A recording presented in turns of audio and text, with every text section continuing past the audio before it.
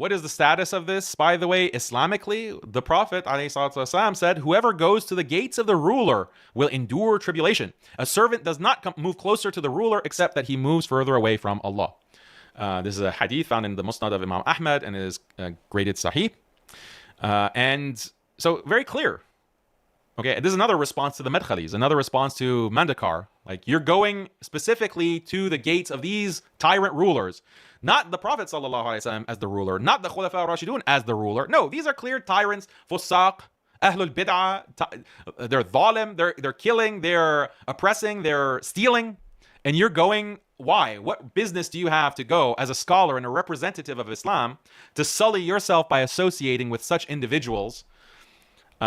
Whoever goes to the gates of the ruler will endure tribulation. You'll be tested because you'll be asked to compromise on Islam for the interest of the ruler. So avoid that fitna, avoid that tribulation, avoid that test. Do not go to the gates of the ruler. The closer you go to the gates of the ruler, the further away you move away from Allah. This is a scary hadith. This is like, and this is why Islamically, historically, Muslims have had a very great distrust of scholars who have been involved with rulers. Yeah, there are some examples of scholars who were involved with rulers, and we assume the best of those because their record has proven that they weren't compromising on Islam, some of these imams. But in general, as a general rule, the Muslim masses don't trust scholars that are aligned with power, worldly power. And we idolize, maybe that's the wrong word, but we highly respect and we put on the pedestal imams and scholars who are oppressed by ruling authorities, like Imam Ahmad, like Imam Abu Hanifa, like Imam Malik, like Ibn Taymiyyah. They achieve this stellar status because their sincerity is proven. They were faced with oppression from the ruler. The ruler is putting them in a dungeon or threatening to execute them or is lashing them, and they won't give up the truth. They won't sell out. They were offered the carrot, right? That's what the ruler, that's the politics. They always offer the carrot first. When you reject it, then out comes the stick, and it's a literal stick, and they're going to beat you. And maybe they're even going to kill you. And you still do not sell out. You still maintain your principles. Then that's a sign of sincerity that you have your positions for the sake of Allah. That's why Muslims justifiably, rightly, hold such individuals in high regard. And we naturally are suspicious and we hold in low regard these agents who muddy themselves with the rulers and they come out and do propaganda, basically. So let's look at some of these people.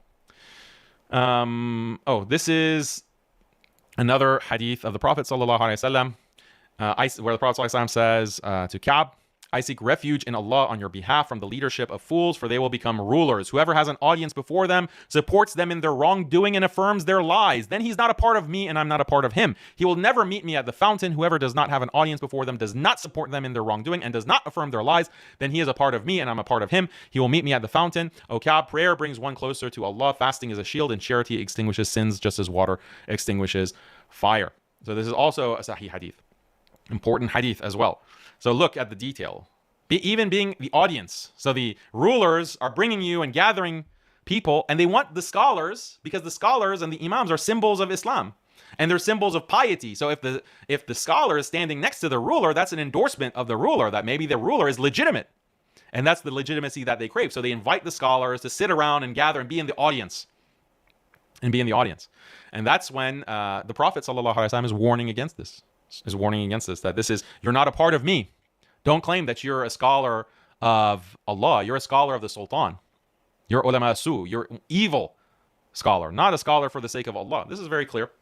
By the way, this is the problem with Iran. This is the problem with the government of Iran, because they've mixed religion and government. Wilayat al-Faqih of Khomeini. Wilayat al-Faqih of Khomeini, that's why it's so problematic. And it is a bid'ah. That you are making the scholars also part and parcel of the government. This is not the Islamic model. And I've explained the Islamic model. The Islamic model is not separation of church and state in one sense, but it is a separation of the rulers from the scholars and the pious. What does that mean? The pious scholars have to be a check. The religious authorities are a check on the government, so that when the government violates Islam, the expectation is that the government of a Muslim land is going to apply Islam, is going to be just, is going to uphold the rights of people, is going to help people, support people, is going to give them people their rights. Like, that's what the government is supposed to do according to what God has said, what Allah has said. And the check, what if they go astray? Well, that's where the scholars come in. That's where the imams come in and speak out. That's amr bil ma'ruf wa nahi anil munkar, to enjoin the good and forbid the evil. That the scholars are the leaders of doing that, even against the zalim, even against the tyrant, in the same way that Musa alayhi salam, the prophet Moses, did against Pharaoh, for example.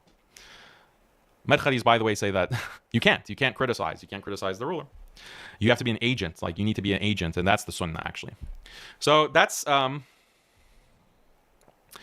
this is the check on the ruler that the scholars are meant to provide. So do you see how it's separation of the ruler from the scholar? But no, the rulers have to implement Islam.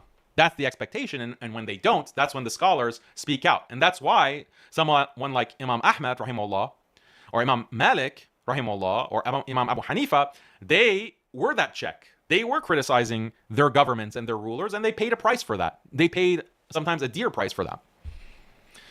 So that's the checks and balances inherent to a just Islamic system. Iran's system with wilayat al-faqih, velayat al-faqih in the Iranian pronunciation, this is contrary to Islamic political theory or justice. Allahu alam. So this is another hadith from the Prophet sallallahu alaihi wasallam. There will be leaders after me who make false claims from their pulpits, and no one will refute their words. They will leap into the hellfire as if they were apes. So this is leaders, okay, or rulers. They're making false claims from the pulpits, and no one will refute their words. Who's supposed to refute their words? Scholars. Scholars are the ones who know better, the ulama. But there'll be silence. Why? Because they're afraid. So they'll leap into the hellfire as if they were apes. Like no sense. Like they have no sense. They don't realize that you have to speak out. You have to speak out, and to the best of your ability. Now, if there's darura and your life is at stake, then no, you have the right to remain silent, because you're going to be killed. That is a valid excuse. That is a valid excuse to be silent. But is that the case if you're in the United States talking about LGBT, you're going to be killed? So is that why Yaqeen had to be silent about those issues for years? Or feminism, because they're going to be executed? No, there was no darura there.